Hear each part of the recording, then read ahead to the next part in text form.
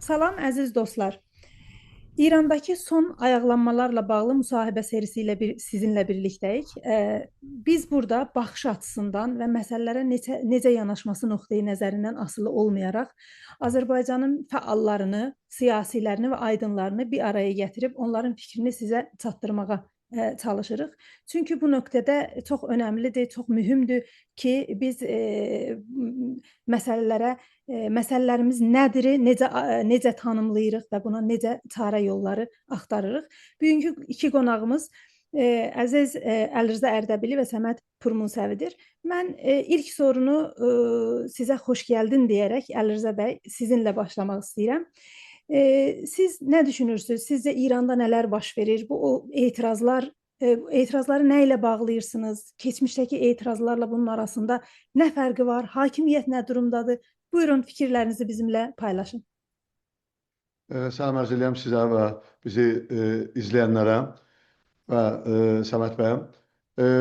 Bu Lalə xanım, əsas məsələ budur ki, bu 47 ilin ərzində bir dənə ləyaqətsiz, bacarıqsız, təxəssüsə inanmayan, elmə inanmayan, dünya təcrübəsinə inanmayan, dünyaya müharibə elan etmiş, bölgə dövlətlərinə, qonşu dövlətlərə, qonşu millətlərə, öz əhalisinə, qadınlarına, gənclərinə, ziyalılarına müharibə elan etmiş, bir dənə biz əcibə qəribə bir rejimin əhvalatıdır bu. Və o qədər problemlər çoxdur. 47 ilin ərzində əvvəldə başlayıbdı, əvvəldə hansısa siyasi qrupları öldürməkdən. Sonra etnik qruplar.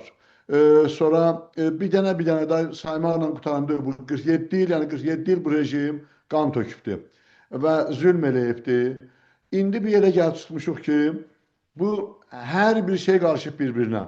Sanki bir xəstədir, bir həkim olmayan, ancaq həkimlik iddiası eləyən bir dənə talihə baxanla, bir dənə cadugərlə əlinə düşübdür. O, bu xəstənin başına min bir oyun gətiribdir. İndi bu 47 ildən sonra heç bəlli deyil ki, bu xəstənin diaqnozu nədir, əvvəl xəstəliyi nə idi, niyə bu həkimə gedibdir, bunun başına nə oyun gəlibdir, nə vəziyyətdədir.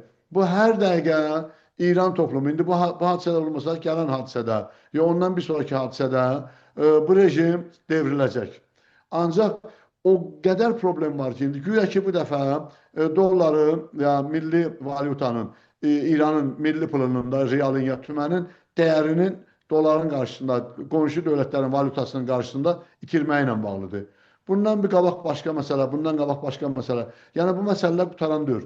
Ona görə məncə bunların hamısını bir yerdə görmək lazımdır. Bir komplikasyon, bir səbəblərin, amillərin, xəstəliklərin, dərdin, əziyyətin, əzabın hamısının bir-birinə qarışıb namüəyyən bir vəziyyətdə bir dənə xəstə rejim, bir dənə xəstəliyə düçar olmuş bir dənə toplum vəziyyətini deyək. Ona görə valla bunun bir diaqnozu adı məncə yoxdur. Çünki o qədər problem var, adam bilmir ki, hansından danışsın, hansına başlasın. Çox sağ olun. Bəs Səməd bəy, siz nə düşünürsünüz? Eyni sualı sizə də vermək istəyirəm. Nə ilə bağlayırsınız bu etirazları? Keçmişdəkilərlə fərqi nədir və hakimiyyət nə durumdadır sizcə? Buyurun. Mən də birinci salam deyirəm həm sizə, Əlirza bəyə və dinləyicilərə. Yəni artırmaq istəsəm Əlirza bəyin söylədiklərinə elə onu da artırardım ki, bu dəfə biraz bu qlobal vəziyyəti də görmək lazımdır. Yəni onun da bir böyük rolu var. Bu özəlliklə son illərdəki bu hadisələr, bu İran hakimiyyətinin biraz əleyağını qısalda bilib. Trump'ın özəlliklə bu prezident olmasından sonra bu İranın bölgədəki şəriklərinin himayətlərinin kəsilməsi, zəifləməsi, hətta bəzən aradan getməsi. Bir tərəfdən də bu son aylarda bu 12 günlük savaşı nəzərdən keçirmək lazımdır ki, İranın biraz militari gücü də zəifləyib.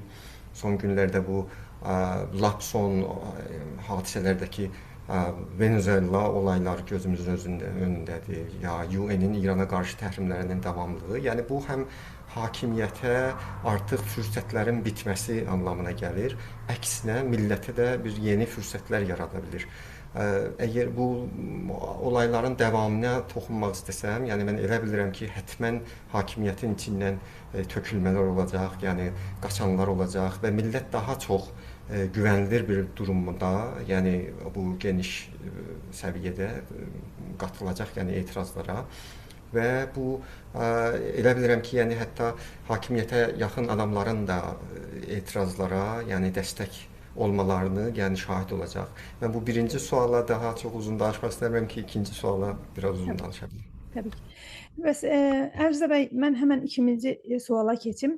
Sizcə Azərbaycan türklərinin türklərin etirazlarını mərkəzlə müqayisədə necə müqayisə edə bilərik bu işi? Yəni Azərbaycanlıların etirazını mərkəzlə necə qarşılaşdıra bilərik? Harda fərqlənir?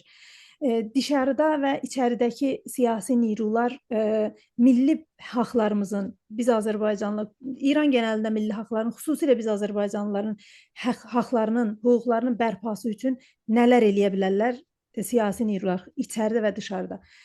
Buyurun, siz eşidirik. Bir dənə mən əvvəl Səməd bəy bir işarələdiyim o vacib məsələ məqamıdır, ona mən də toxunum. Bu, dünya güclərinin İran rejiminə qarşı olmağı bir dənə əcibə bir dənə məsələdir.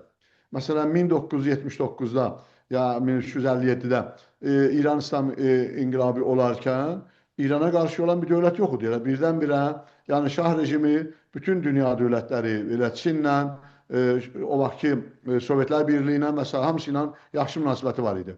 Ancaq bu günləri bütün dünyanın əgər bir rejim var ki, bu 193 BMT üzv ölkələrindən ki, o devrilsə, heç kəsin gözündən bir damcı yaş gəlməyəcək, İran dövlətidir. Haradasa bir internasional icma vardı ki, İran dövlətinin getməyini hamı istəyir. Yəni siz baxın, məsələn bu Səməd bəy işarələdi, 12 günlük müharibədə İsrail Filistinlərlə birbaşa dərgirdi, birbaşa uçaqla o problemi vardı. O məsələdə İsrailin içində iç toplumu, iç opinionu, icması yoxdur, konsensusa yoxdur. Ancaq İrana qarşı İsrailin hücumuna İsrailin içində heç bir müxalifət yox idi. Kimsə gözü yaxmadı. Bu bir dənə vacib məsələdir. Ancaq Azərbaycan məsələsinə gəldikdə, Azərbaycan məsələsi bu 35 il yazından Azərbaycanda milli haqlar səslənib, bu haqda tələblər irəli sürülüb. Bu ziyalıların tərəfindən, milli fəalların tərəfindən, milli hərəkətin tərəfindəndir. Toplumun tərəfindən olan hərəkətlər ki vardı bu 35 ildə, o lap önəmlilərin sayı çox. Babək qalasına getməkdir.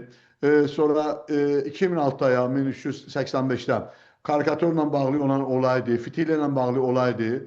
Bir-iki daha kiçik olaylardı. Traktorla bağlı olan bu böyük bir xalq ayaqlanması hərəkətidir. Daimi davam edir. Və bir də 2022-də 3 il bundan qabaq Kuzey Azərbaycanda Qarabağ 2-ci savaşı ilə müdafiə eləməkdir. Yəni bunlarda bizim əhali müəyyən miqdarda meydanda olub həzinə veribdir.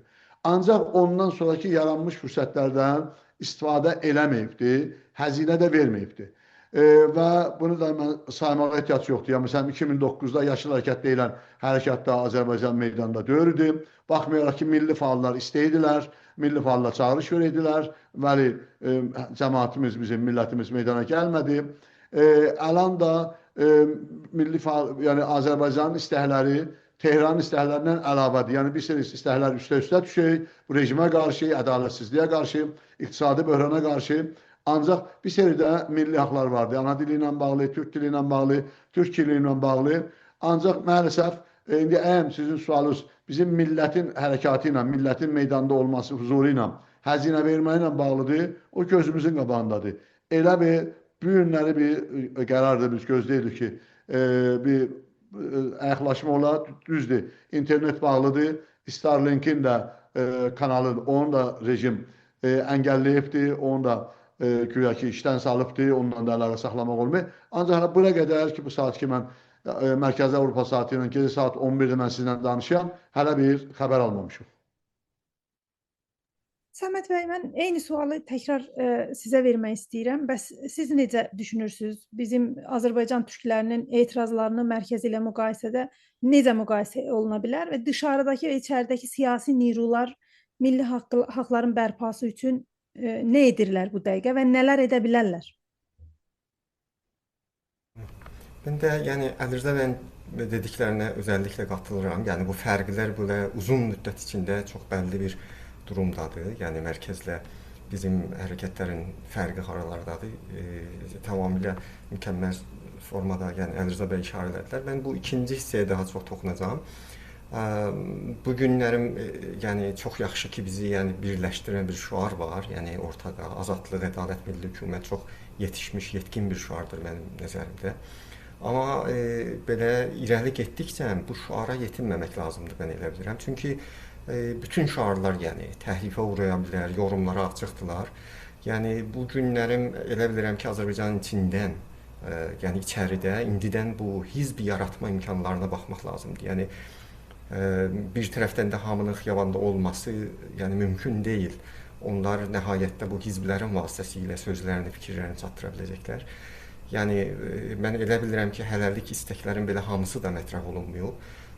Bu əsasda yəni həm içəridə, həm dışarıda bəziləri belə arxada support işini görə bilərlər. Yəni güvənilir medialar məsələsi yaxından yəni məsələləri izləyə bilər, analiz edə bilər bizim gözümüzlə, bizim millətin baxışı ilə. Bir də elə bilirəm ki, içəridə yəni bu əncümənlər, təşəkküllər, tanınmış siyasi şəxslər özləri belə o siyasi hizblərin işini görə bilərlər. Yəni buna başlamalıdırlar, çünki hizblər yasaqdır, 50 ildir. Amma bütün yəni sual və məsələ budur ki, bu bütün ictimai təbəqələrin, qrupların, xalqın istəkləri yəni aşkarlanmalıdır bir təhər. Bunu tutaq ki, məsələn, musiqi təşəkkülləri, işçi təşəkkülləri, qadın haqları, uşaq haqları, cins azınlıqlar haqlar, yəni çevrə ilə bağlı qurumlar, yəni və yüzlər bu sayaq mədəni qurumlar öz ideal istəklərinin üzərində yəni dəqiqləşməlidirlər. Yəni onun üzərində topluma və gələcək önəmli fiqurlara, siyasi partiyalara müraciət edə bilərlər yəni bu əsaslarda.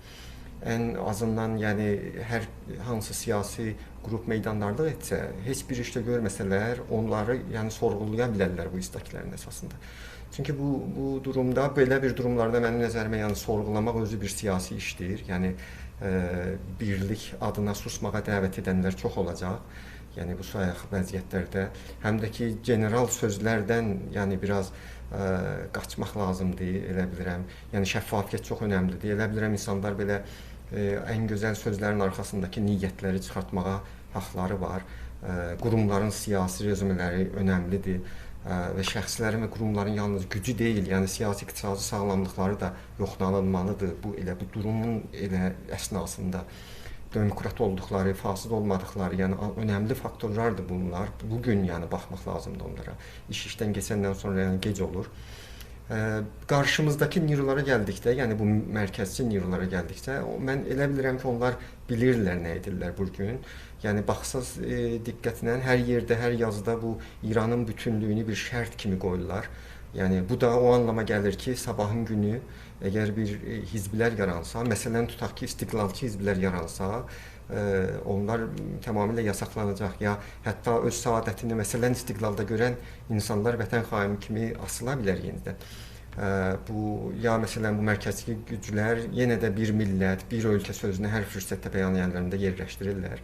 Yəni İranı unitar bir millətdir deyirlər və içində də qovumları bir taktik kimi yəni işarə olunur, keçici bir işarələr var. Yəni mən elə bilirəm ki, bu bizimkilər hətta bu bəyaniyələr qol çəkmədən öncə, etilaflara getmədən öncə bu indi zamanıdır. Bu məsələlərin üstündə yəni biraz danışsınlar, yəni və bir təvafüqlər o istəklər əsasında olsun. Bir tərəfdən də mən elə bilirəm ki, bu Azərbaycanda yəni bütün nüroların, təbəqələrin, qurumların öz arasında, yəni biz öz iç məsələlərimizi həll etməliyik. Yəni Azərbaycanlılar yəni bir mexanizmi tapıb ən sonunda özlərinə qərar verməlidirlər. Yoxsa yenə də yəni hər bir nizam mərkəzdə yaransa, onlar qərar verəcək bizim taleyimizə. Onun üçün də yəni toplumun bütün layihələrinin iştirakı çox önəmlidir. Bu özəlliklə yalnız iqtisadi taley deyil bizi düşündürən, yəni siyasi taley birbaşa yəni bizim vəziyyəti aydınlada bilər. Yəni biz bu icazə verməməliyik ki, Tehran bütün şəhərlərə, yəni genəldə olanda bütün İranın bütün şəhərlərinə, bütün millətlərinə, bütün etniklərinə məsələləri diktə eləsin, seçim eləsin, ya özünə səs yığsın. Yəni bu sərasəri ümumi bir savaşdan başqa, mən elə bilirəm ki, hər şəhərin, hər eyalətin, hər millətin öz içində də bir hesablaşma və qərar vermə savaşı da getməlidir, bir çelişkisi də olmalıdır. Bizə gəlincə də siyasi qrupların arasında anlaşma olmasa, mərkəz yaxın, yəni gələcəkdə mərkəz neyrolar hər şeyi müsadirə edə bilər. Yəni sonunda da bizim istəkləri də biz general diqqətli sürətdə yazıb üstündən keçirlər. Necə ki 15-ci maddə, 19-cu maddə kimi elə yararsız və nəhayətdə ümumi bir pratikdə müəlləq qalan çoxlu bəndlər də vardı elə İslam Cümhuriyyətinin anayasasında və bizim istəklər elə əmniyyəti olub, yenə də bu demişdim ərzlərin bütünlüyü, bir millətlilik əsasında yenə də bizim istəklər, yəni əmniyyəti ola bilər gələcək dövrlərdə. Çox sağ olun. Çox sağ olun, çox təşəkkür edirəm bu müsahibəyə qatıldığınız üçün. Hər ikinizə təşəkkür edirəm. Ümid edirəm ki, hər şey hamının xeyrinə, özəlliklə biz Azərbaycanlıların haqqını ala biləcəyi bir nöqtəyə gəlsin hər şey. Çox sağ olun, hər ikinizə çox təşəkkür edirəm. Çox sağ olun. Çox sağ olun.